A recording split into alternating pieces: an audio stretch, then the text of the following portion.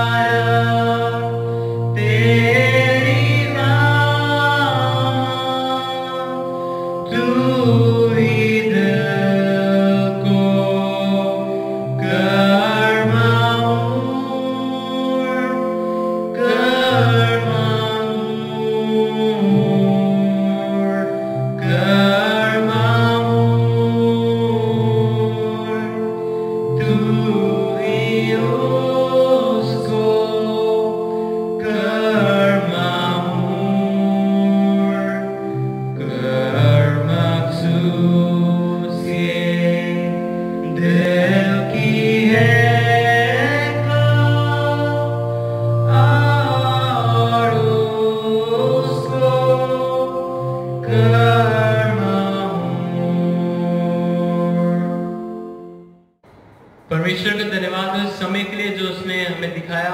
और जैसा कि हम लोग आज पेंटिकॉस्ट का दिन सेलिब्रेट कर रहे हैं और आज के दिन परमेश्वर ने अपना पवित्र आत्मा अपने चेलों पे भेजा और हम उससे प्रार्थना करें कि हमारा भी जीवन पवित्र आत्मा से भर जाए और उस पवित्र आत्मा के फल से हमारा जीवन भर जाए और हम लोग दूसरों के लिए एक आशीष का कारण बने। आइए इस प्रेयर सॉन्ग को गाएं, पवित्र आत्मा।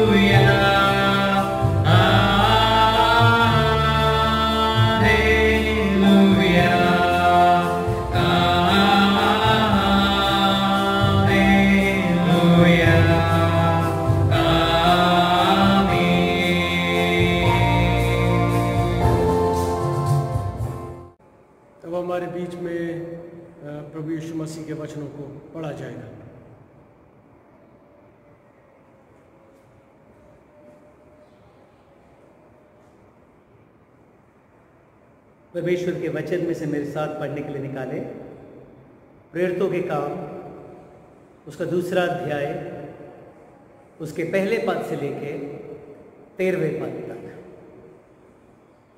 The Acts of the Apostles, chapter 2, verses 1 through 13। जब पेंतिकुस्त का दिन आया तो वे सब एक जगह इकट्ठे थे। एकाएक आकाश से बड़ी आंधी सनसनाहट का शब्द हुआ और उससे सारा घर जहां वे बैठे थे गूंज गया और उन्हें आग की सी जीभें फटती हुई दिखाई दी और उनमें से हर एक पर आ ठहरी। वे सब पवित्र आत्मा से भर गए और जिस प्रकार आत्मा ने उन्हें बोलने की सामर्थ दी वे अन्य अन्य भाषा बोलने लगे। आकाश के नीचे की हर एक जाति में से भक्त यहूदी यरूशलेम में रह रहे थे। जब ये शब्द हुआ तो भीड़ लग गई और लोग घबरा गए क्योंकि हर एक को यही सुनाई देता था कि ये मेरी ही भाषा में बोल रहे हैं। वे सब चकित और अचंभित होकर कहने लगे, देखो ये जो बोल रहे हैं क्या सब गलीली नहीं? तो फिर क्यों हम में से हर एक अपनी अपनी जन्मभूमि की भाषा सुनता है? हम जो पार्थी और मेदी और एलामी और मेसोपोटामिया और यहूदिया और कपुदिकिया और पुंतुस और आसिया और फ्रूगिया और पंफूलिया और मिस्र और लीबिया देश जो कुरेने के आसपास है, इन सब देशों के रहने वाले और रोमी प्रवासी अर्थात यहूदी और यहूदी मत धारण करने वाले क्रेती और अरबी भी हैं, परंतु अपनी अपनी भाषा में उनसे परमेश्वर के बड़े बड़े कामों की चर्चा सुनते हैं। और वे सब चकित हुए और घबराकर एक दूसरे से कहने लगे, ये क्या हो रहा है? परंतु दूसरों ने ठट्ठा करके कहा, वे तो नई मदिरा के नशे में चूर हैं। ये परमेश्वर का वचन है। परमेश्वर का धन्यवाद हो। आइए प्रार्थना करें। सर्वशक्तिमान पिता परमेश्वर, हम आपको हृदय से धन्यवाद देना चाहते हैं कि आपने एक बार फिर से हम सबको अपने इस भवन में इकट्ठा किया है, ये मौका दिया है कि हम परमेश्वर आपकी आराधना कर सकें, आपके वचनों को पढ़ सकें और उस पर मनन कर सकें। धन्यवादित है प्रभु जी आज के वचनों के लिए जो आपने हम सबको मनन करने के लिए दिए हैं। और जब हम आपके वचनों पर मनन करते हैं तो आपसे मिन्नत करना चाहते हैं कि आप हम सबको अपनी विजडम ग्रांट करें, हमको अपनी सामर्थ प्रदान करें, ताकि परमेश्वर हम आपके वचनों को समझ सकें, सीख सकें, हमारे मनों को भटकने से बचाएं और परमेश्वर हमारे मनों को अपनी ओर केंद्रित करें। और होने दीजिए ये आराधना के समय हम सब के लिए एक आशीष का कारण बने। हम सब अपने आप को आपके सामर्थी हाथों में सौंपते हैं और आपसे प्रार्थना है कि आप हम सबको आशीष दें और हम सबका मार्गदर्शन करें। उद्धारकर्ता प्रभु यीशु मसीह के नाम से मांग लेते हैं, आमीन। या परमेश्वर को धन्यवाद देना चाहते हैं कि फिर से हम आज उसके भवन में इकट्ठा है ताकि उसके वचनों पर मनन कर सकें। आज हम एक विशेष दिन सेलिब्रेट कर रहे हैं। आज पूरा universal church Pentecost Sunday celebrate कर रहा है। पेंटिकॉस्ट संडे को हम ज़्यादा अहमियत नहीं देते हैं, लेकिन फिर भी पेंटिकॉस्ट जो है वो कलीसिया का एक बहुत इम्पॉर्टेंट फेस्टिवल है। What is Pentecost? Pentecost means the 50th, और पेंटिकॉस्ट के लिए एक और दूसरा नाम था द फीस्ट ऑफ वीक्स। और इसको ये इसलिए कहा जाता था क्योंकि ये पासओवर फेस्टिवल के 50वें दिन ये फेस्टिवल पड़ता था, इसलिए इसको 50th कहते थे। पासओवर जो है वो लगभग अप्रैल के मिडिल पार्ट में और जून से पहले पड़ता था। और जून में जो ट्रैवलिंग की कंडीशंस होती थी वो सबसे अच्छी होती थी, और पेंटिकॉस्ट फेस्टिवल को सेलिब्रेट करने के लिए बहुत ज़्यादा क्राउड जो है वो यरूशलेम में इकट्ठा होता था। और ये भी एक नियम था कि हर एक मेल जीव जो कि यरूशलेम के 20 किलोमीटर के दायरे में आता है, he was legally bound to come to participate in this festival. So ये फेस्टिवल जब जिस दिन था उस दिन बहुत सारे लोग यरूशलेम में इकट्ठा थे। इस फेस्टिवल के दो इम्पोर्टेंट सिग्निफिकेंस हैं। सबसे पहले उसका एक हिस्टोरिकल सिग्निफिकेंस है, क्योंकि पेंटिकॉस्ट कमेमोरेट करता था जब परमेश्वर ने मूसा को कमांडमेंट्स दिए थे माउंट साइनाई पर। पेंटिकॉस्ट का एक एग्रीकल्चर सिग्निफिकेंस भी था। तो ये एक बहुत बड़ा भीड़ भाड़ वाला फेस्टिवल था जहाँ पर बहुत सारे लोग जमा थे। पेंटिकॉस्ट वो दिन है जिस दिन परमेश्वर का आत्मा उसके चेलों पर आया जब वो अपर रूम में जमा थे। पेंटिकॉस्ट से पहले यही लोगों ने पब्लिकली अपने आप को छिपा रखा था। उनको लोगों का डर था कि कहीं उनके साथ भी वो व्यवहार ना कर दिया जाए जो प्रभु यीशु मसीह के साथ किया गया था। और पेंटिकॉस्ट के बाद यही चेले सडनली बिल्कुल चेंज हो गए, क्योंकि परमेश्वर के आत्मा ने उनको पूरी तरह से इक्विप्ड कर दिया। उनको परमेश्वर की तरफ से सामर्थ मिल गई कि वो जो मिनिस्ट्री प्रभु यीशु मसीह ने उनके लिए रखी थी उसको वो यरूशलेम में करने लगे, उसी शहर में जहां पर प्रभु यीशु मसीह को मृत्युदंड दिया गया था। और उसके बाद हम देखते हैं कि पतरस अपना सरमन दे रहा है और 3000 लोगों ने परमेश्वर के उस कलाम को एक्सेप्ट किया और उनकी जिंदगियां बदल गई। या हम दूसरे शब्दों में ये कहें कि मसीहों के लिए पेंटिकॉस्ट जो है is the birthday of Christian church. जब पतरस ने प्रचार किया और उसके रिस्पॉन्स में इतने ढेर सारे लोगों ने उस पर विश्वास किया और एक कलीसिया बन गई।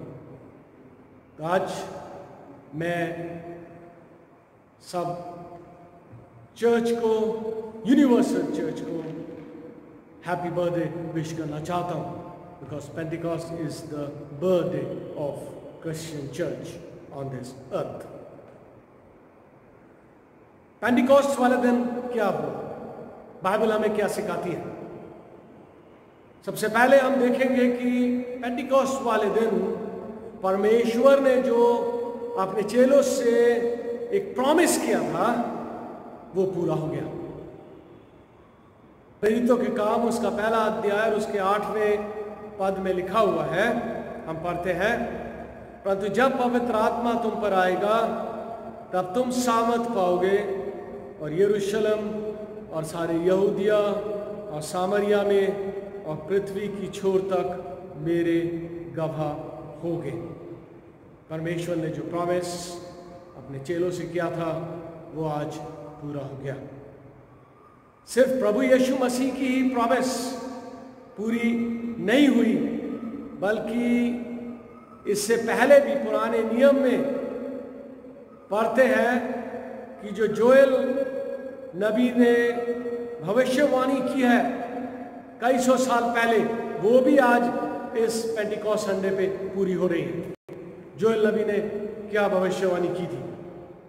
योएल नबी की पुस्तक उसका 2 अध्याय और उसके 27वें पद से मैं पढ़ना चाहता हूँ, 27 से 32, और यहाँ पर इस प्रकार लिखा हुआ है, तब तुम जानोगे कि मैं इज़राइल के बीच में हूँ और मैं यहोवा तुम्हारा परमेश्वर हूँ और कोई दूसरा नहीं।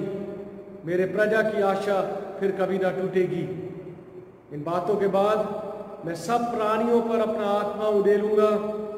तुम्हारे बेटे बेटियां भविष्यवाणी करेंगी और तुम्हारे पुरनिये स्वप्न देखेंगे और तुम्हारे जवान दर्शन देखेंगे।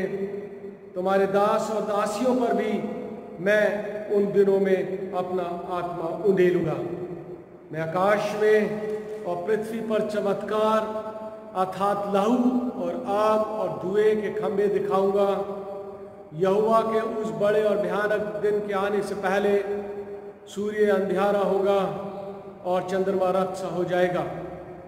उस समय जो कोई यहोवा से प्रार्थना करेगा वे छुटकारा पाएगा और यहोवा के वचन के अनुसार सिय्योन पर्वत पर और यरूशलेम के जिन बचे हुओं को यहोवा बुलाएगा वे उद्धार पाएंगे। यह है भविष्यवाणी जोएल नबी की। तो आज पेंतिकोस्त वाले दिन प्रभु यीशु मसीह ने जो वायदे अपने चेलों से किए थे वो पूरा हो रहा है और जोएल नबी की जो भविष्यवाणी थी, जो परमेश्वर कह रहा है कि वो अपने लोगों पर आत्मा उंडेलेगा, वो आज इस पेंटिकॉस्ट संडे को पूरा हो रहा है। सो पहली बात, पेंटिकॉस्ट वाले दिन परमेश्वर का प्रॉमिस पूरा हुआ और चेलों को और उसके साथ जो और भी उनके कंपेनियंस थे उनको परमेश्वर ने अपना आत्मा प्रदान किया। दूसरी इंपॉर्टेंट बात इस पैसेज में जो अभी हमारे बीच में पढ़ा गया प्रेरितों के काम में से, हम देखते हैं कि जब परमेश्वर का आत्मा उन चेलों पर आया तो वो क्या कर रहे थे। बाइबल हमें सिखाती है कि सिर्फ दुआ एक ऐसा सोर्स है जिससे हम परमेश्वर की आत्मा को ग्रहण कर सकते हैं, या परमेश्वर की पावर हमें सिर्फ प्रार्थना के थ्रू मिल सकती है। यहां पर भी चेलों के बारे में हम पढ़ते हैं प्रेरितों के काम उसका पहला अध्याय उसके 4वें पद में, वो क्या कर रहे थे, वो सब चित लगाकर प्रार्थना में लगे रहे। कई स्त्रियां और यीशु की माता मरियम और उसके भाई, उस समय वो सारे लोग क्या कर रहे थे, प्रार्थना में लगे हुए थे। प्रेरितों के काम उसका 2रा अध्याय उसके पहले पद में लिखा हुआ है कि जब पेंतीकुस्त का दिन आया तो वे सब एक जगह इकट्ठा थे। वो सब एक इकट्ठा जगह होकर फेलोशिप कर रहे थे, वर्शिप कर रहे थे, परमेश्वर से प्रार्थना कर रहे थे। इसलिए अगर मैं और आप चाहते हैं कि मुझे और आपको परमेश्वर की आत्मा मिले, परमेश्वर का प्रार्थना मिले, तो we have to wait upon the Lord. हमें परमेश्वर से प्रार्थना करनी है, हमें परमेश्वर के समक्ष आना है, हमें उसके ऊपर निर्भर होना है ताकि परमेश्वर हमको अपनी आत्मा का दान दे सके।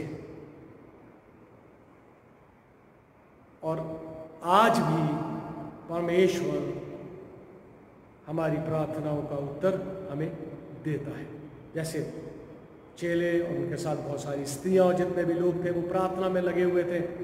दे were waiting upon the Lord, क्योंकि परमेश्वर ने उनको, प्रभु यीशु मसीह ने उनको इंस्ट्रक्शंस दिए थे कि तुम्हें आत्मा आएगा और जब तक तुम यहीं ठहरे रहो, और वो ठहर कर दे वर वेटिंग कि प्रभु यीशु मसीह का आत्मा का दान उन्हें मिले। इसलिए प्यारे भाइयों और बहनों, आज भी परमेश्वर हमारी प्रार्थनाओं का जवाब हमें देता है। क्या हम आज भी परमेश्वर के ऊपर निगाह रखे हुए हैं? हम वेट कर रहे हैं उस पर, उसका वेट कर रहे हैं परमेश्वर का कि परमेश्वर हमारी प्रार्थनाओं को सुने। आगे पेंटिकॉस्ट वाले दिन एक और इम्पोर्टेंट इवेंट जो बाइबल हमें सिखाती है वो हुआ कि परमेश्वर की सामर्थ उन्हें मिली और वो विभिन्न भाषाओं में बोलने लगे। एक बहुत बड़ी आवाज आई, हवा बहने की बहुत तेज आवाज।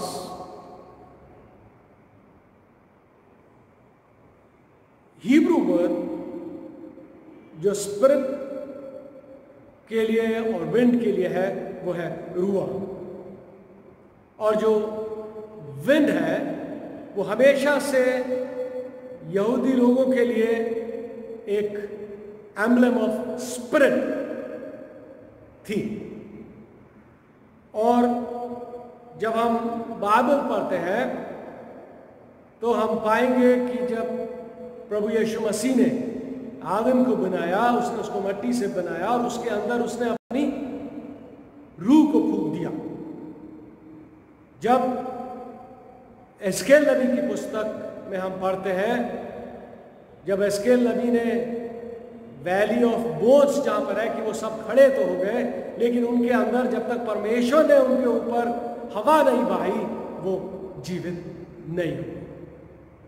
तो अपर रूम में यही हुआ कि परमेश्वर का वो आत्मा, वो बहुत तेज हवा वहां पर चली जिसकी आवाज हुई और बहुत सारे लोग घबरा गए।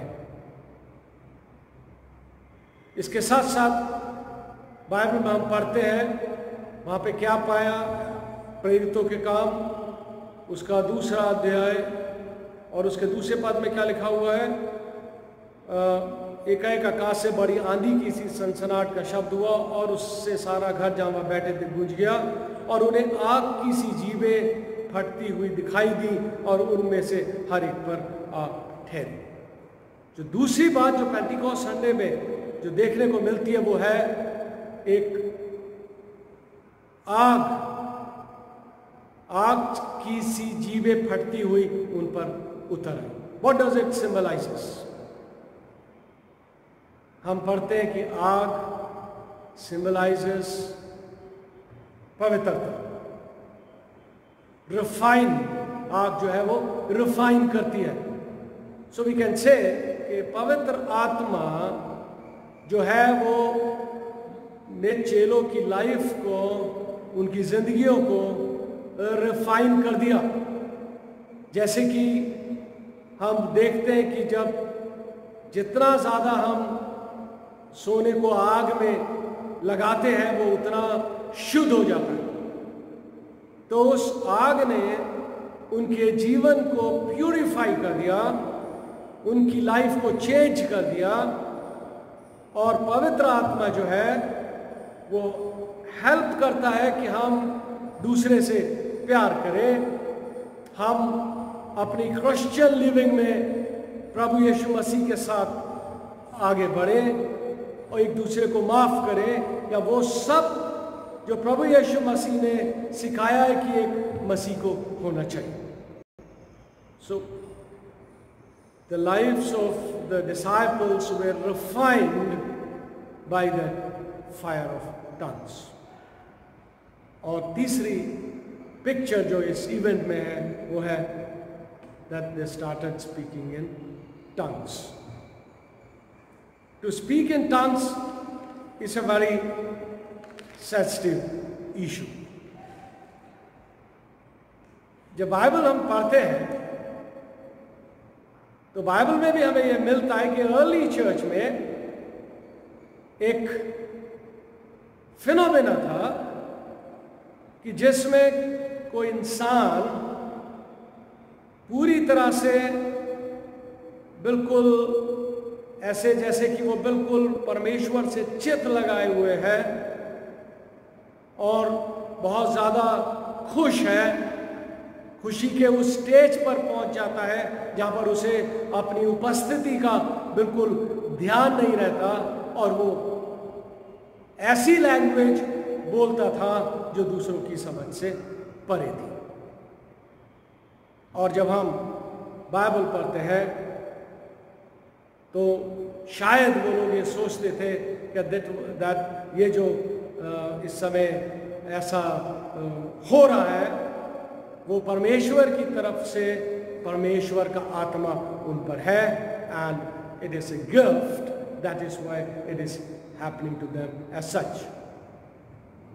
लेकिन जब हम पॉल पढ़ते हैं तो पॉल ने इसको कभी भी इसको अप्रूवल नहीं दिया, क्योंकि पॉल का ये मत था कि अगर हम किसी लैंग्वेज में भी बात कर रहे हैं या तो वो लैंग्वेज जब तक कोई दूसरा इंसान नहीं समझे तो वो कहना बेकार है, या वो लैंग्वेज अगर बोली जा रही है तो उसको कोई इंटरप्रेट करने वाला होना चाहिए।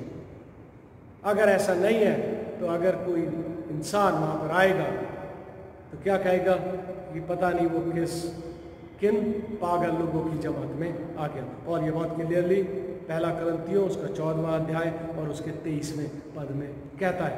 मैं आपके सामने उसको पढ़ना चाहूँगा। लिखा हुआ है यहाँ पर, अतः यदि कलीसिया एक जगह इकट्ठा हो और सबके सब अन्य भाषाएं बोले और बाहर वाले अविश्वासी लोग भीतर आ जाए तो क्या वे तुम्हें पागल ना कहेंगे। और जब वहाँ पर बहुत सारे लोगों ने सुना तभी जैसा कि अभी हमने पढ़ा कि पर दूसरों ने ठट्टा करके क्या कहा, वे लोग तो मदिरा के नशे में चूर है, क्योंकि वो लोग नहीं समझ। चेले विभिन्न लैंग्वेज में बोल रहे हैं, ऐसा हम परमेश्वर के कलाम में पढ़ते हैं। पर जो वो कह रहे हैं, जो बोल रहे हैं, वो उन सब लोगों को अपनी लैंग्वेज में समझ आ रहा है जिस भी नेटिव लैंग्वेज के वहां पर लोग मौजूद थे। तो जो पेंटिकॉस्ट का जो पावर है वो इसमें नहीं है कि अननोन टंग बोला जा रहा है, बल्कि इसमें है कि हर एक इंसान जो कि वहां पर मौजूद था वो अपनी लैंग्वेज में परमेश्वर के उस कलाम को सुन रहा था जो प्रीच किया जा रहा था, और वो मैसेज सीधा उनके हार्ट को पियर्स कर रहा था।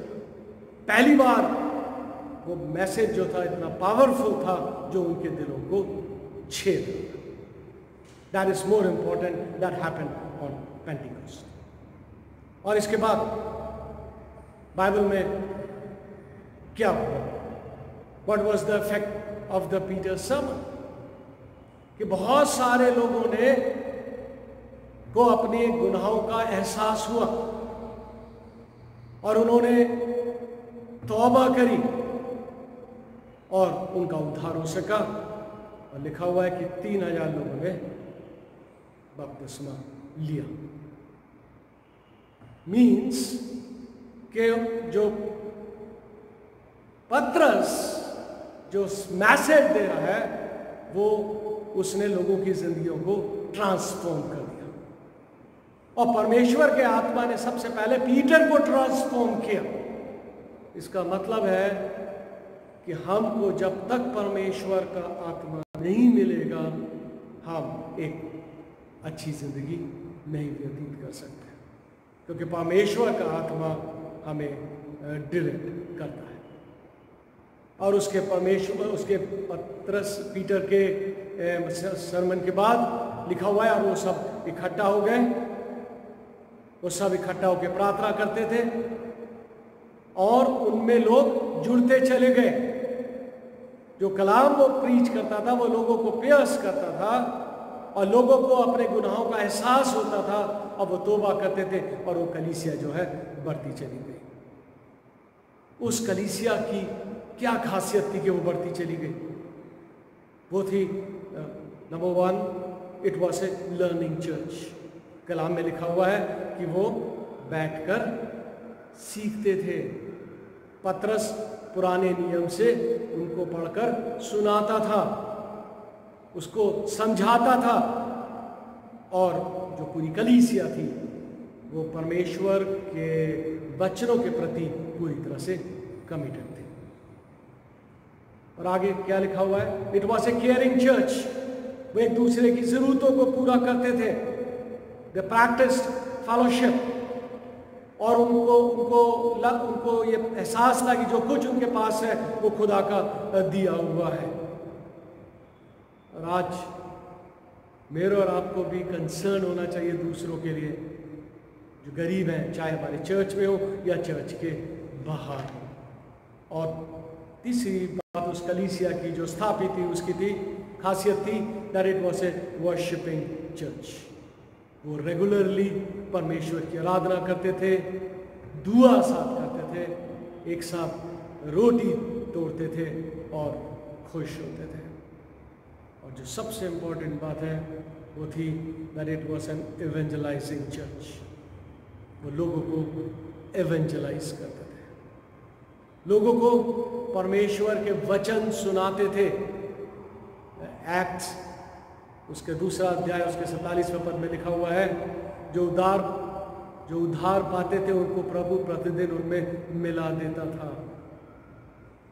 इसका मतलब हुआ कि वो लोगों को प्रचार करते थे कि रिपेंट करो, तौबा करो और प्रभु यीशु मसीह पर अपना फेथ ले आओ। और आज इवेंजलिज्म जो है वो हमारी कलीसिया का एक सेंट्रल पॉइंट होना चाहिए, क्योंकि मुझे और आपको खुदा ने परमेश्वर का कलाम सुनाने के लिए बुलाया है, चुना है।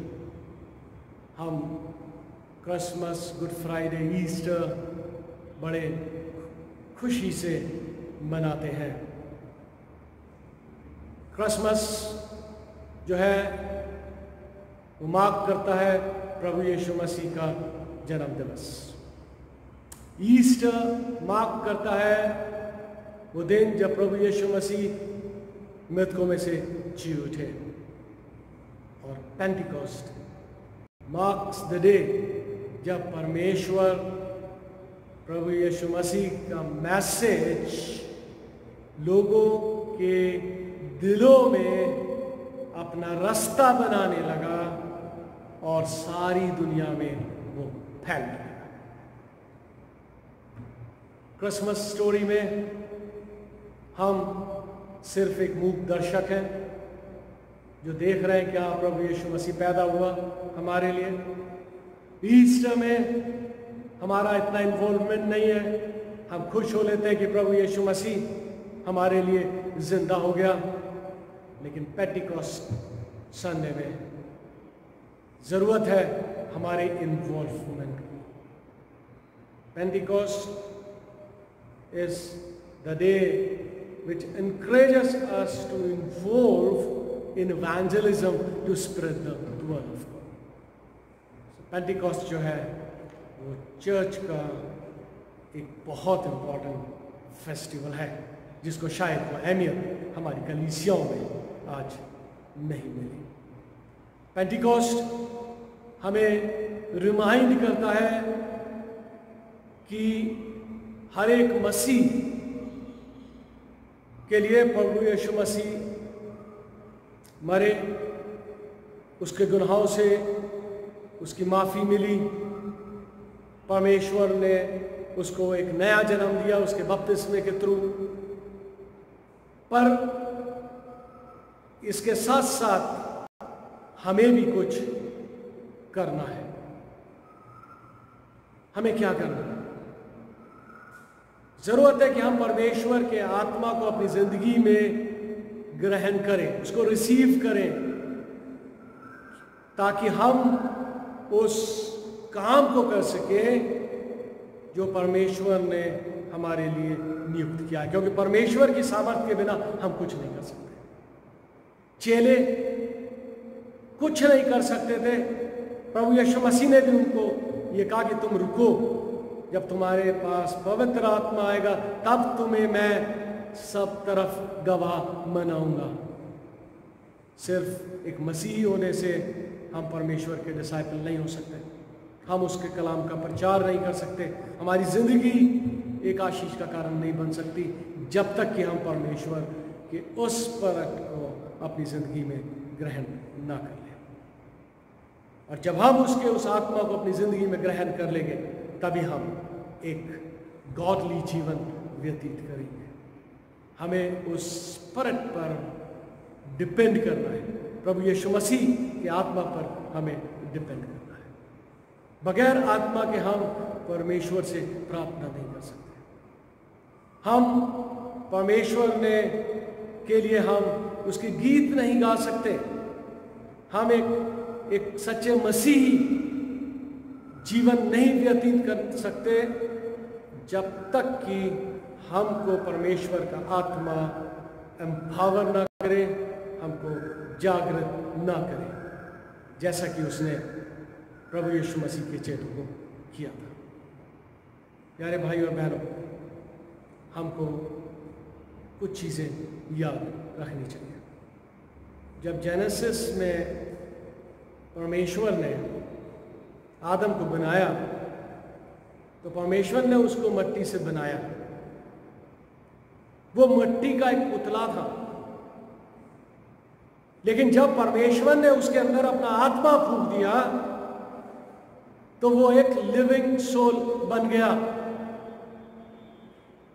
उसी तरह से एस्केल में, जैसा कि हमने पहले भी देखा, एस्केल उसके 37वें अध्याय में, कि एस्केल ने उन सूखी हड्डियों से बातें करी और वो सब इकट्ठा होकर उन्होंने शारीरिक रूप धारण कर लिया, पर वो बॉडीज उन्हें मूव नहीं कर सकती थी जब तक परमेश्वर का आत्मा उन हड्डियों के ऊपर से नहीं मर रहा। उसी प्रकार से हमारे जीवनों की भी यही सच्चाई है, हमारे चर्चेस के लिए भी यही सच्चाई है कि हमें परमेश्वर ने कितने भी स्पिरिचुअल गिफ्ट्स क्यों ना दे दिए हो, they cannot function to their full capacity unless we allow the Holy Spirit to blow over us, fill us and equip us in God's service. तो प्यारे भाई और बहनों, आज इस दिन मैं और आप भी अपने आप को खुदा के हाथों में सुपुर्द कर दें, ताकि परमेश्वर हमको अपना आत्मा दे और जो कुछ उसने हमको रिस्पॉन्सिबिलिटीज दी हैं हम उनको ईमानदारी से पूरा कर सकें। बगैर परमेश्वर की हेल्प के बिना हम कुछ नहीं कर सकते। तो हमको परमेश्वर से प्रार्थना में समय व्यतीत करना चाहिए, परमेश्वर से हमें मांगना चाहिए कि वो हमें अपनी आत्मा प्रदान करे, ताकि हम उन सब रिस्पॉन्सिबिलिटीज को जो उसने हमें दी हैं उसको पूरा कर सकें। परमेश्वर से प्रार्थना कि परमेश्वर हम सबको बताए से आशीष दे, जैसे उसने अपने शागिर्दों को, उतने लोगों को जितने वहाँ पर इकट्ठा थे, उनको अपनी आत्मा से भर दिया। काश परमेश्वर हमारे कलीसियाओं के हर एक विश्वासी के अंदर अपनी वो आत्मा फूंक दे, ताकि हम उसके अच्छे सेवक और सेविका बन सकें और हमारी ज़िंदगियों से प्रभु यीशु मसीह के नाम को महिमा मिले। परमेश्वर हम सबको बताए से आशीष दें। आइए प्रार्थना करें। सर्वशक्तिमान पिता परमेश्वर, हम आपको एक बार फिर हृदय से धन्यवाद देना चाहते हैं इस सुंदर समय के लिए जो हमें आपकी तरफ से मिला। धन्यवाद देता परमेश्वर आज इस पेंटिकॉस्ट संडे के लिए जिसको हम सेलिब्रेट कर रहे हैं।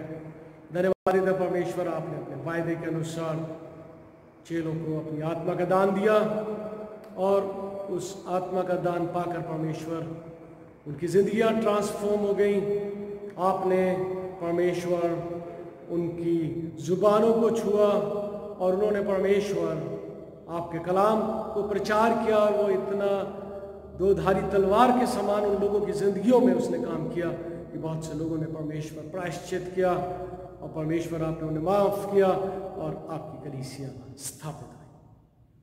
प्रभु जी, आज भी कलीसिया का काम आगे बढ़ रहा है।